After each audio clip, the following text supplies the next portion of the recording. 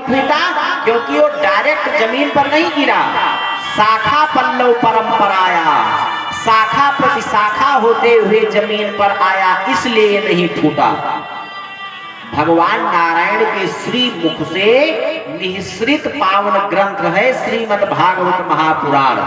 तो श्रीमद् भागवत महापुराण भगवान नारायण रूपी विशाल वृक्ष के विशाल शाखा से टपका तो ब्रह्मा जी की शाखा पर लटका, ब्रह्मा जी को प्राप्त हुआ, और ब्रह्मा जी की शाखा से टपका तो नारद बाबा के शाखा पर भगवान नारद बाबा को प्राप्त हुआ, नारद बाबा से वेद व्यास जी महाराज जी को प्राप्त हुआ, और वेद व्यास जी महाराज से सुखदेव भगवान को प्राप्त हुआ, और सुखदेव भगवान से महाराज परीक्षित के साथ साथ कल रात्रि की बेला में आप सुन रहे थे कि कितने विशाल विशाल बड़े बड़े वीतराग महात्मा परम संतों तक, और आज हम सभी के पास तक ये पावन संहिता प्राप्त हो रही है।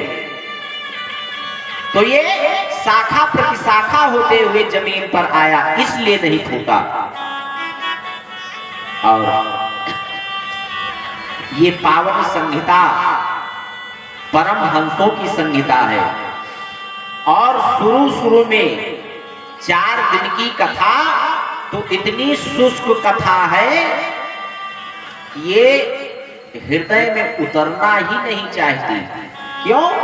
क्योंकि ये भव सागर से भव रोग की औषधि है, और औषधि भी कैसी औषधि है? आयुर्वैदिक औषधि है, जड़ी बूटियों की औषधि है। तो जड़ी बूटियों की औषधि में थोड़ा कड़वाहट होती है। अब कड़वी दवा तो भाई साधारण से नहीं लगाया जा सकता ना, तो उसमें थोड़ा सा डॉक्टर साहब ने बता दिया, वैद्य जी ने, कि थोड़ा सा इसमें शहद घोल करके, शहद लगा करके चाटना तो कड़वाहट भी चली जाएगी और औषधि भी उतर जाएगी कंठ के नीचे। तो संगीत रूपी शहद इस शुष्क औषधि में मिला दिया, लेकिन अब इसका मतलब ये नहीं कि केवल शहद ही शहद चलता रहे, औषधि के नाम पर बिल्कुल ठप हो जाए, इसमें मजा नहीं आएगा। औषधि भी चलती रहे और थोड़ी थोड़ी देर पर शहद भी, संगीत का शहद भी चलता रहे, तब तो आनंद आएगा। आइए थोड़ा सा संगीत ले लिया जाए, भगवान नाम संकीर्तन सभी लोग करतल ध्वनि के साथ बोल दें।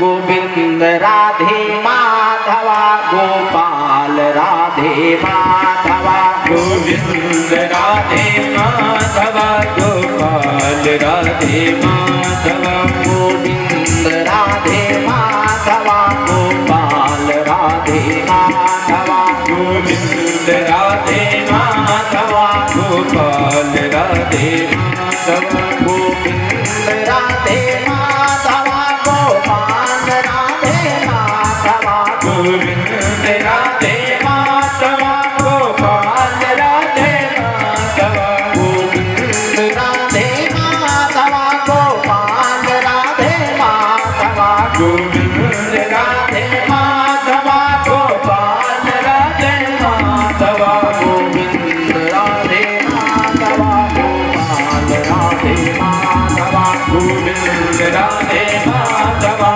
गोपाल राधे माधवा, गोविंद राधे माधवा गोपाल राधे माधवा, गोविंद राधे माधवा गोपाल राधे माधवा, गोपाल राधे माधवा, गोपाल राधे माधवा, गोपाल राधे माधवा, गोपाल राधे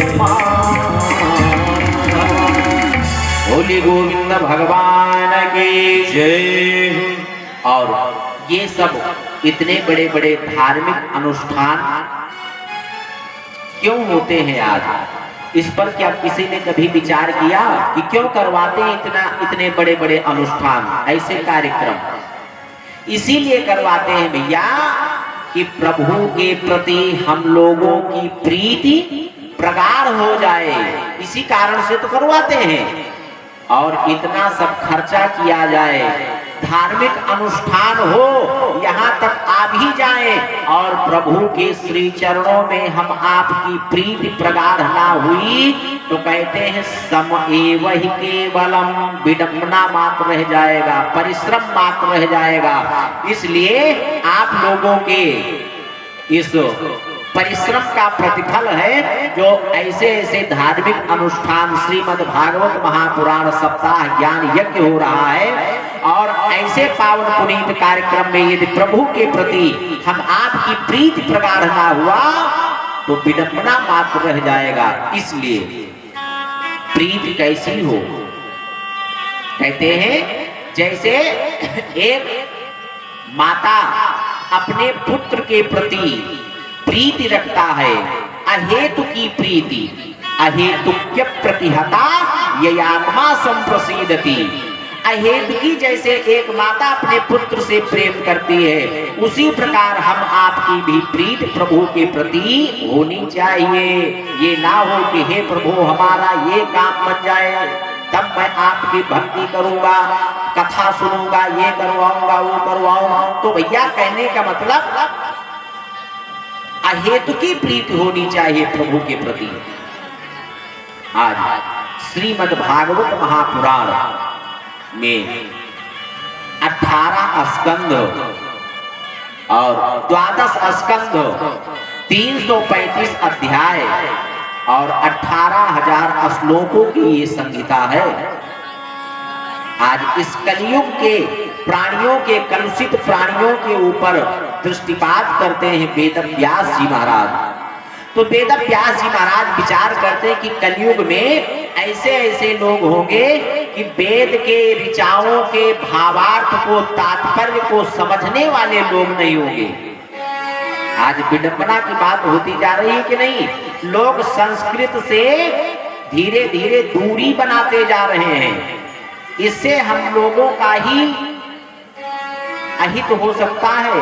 अरे नहीं बहुत तो कुछ तो जानकारी होनी चाहिए संस्कृत में, और ब्राह्मण परिवार के लिए तो बहुत जरूरी है। नहीं तो पंडित जी को बुलाए आपको संस्कृत में कुछ ज्ञान है ही नहीं। पंडित चाहे जैसा उल्टा सीधा करवाए, चलते बने क्या जान पाओगे, केवल पवित्री पहन के फूल अक्षर चढ़ाना ही जान पाओगे बस।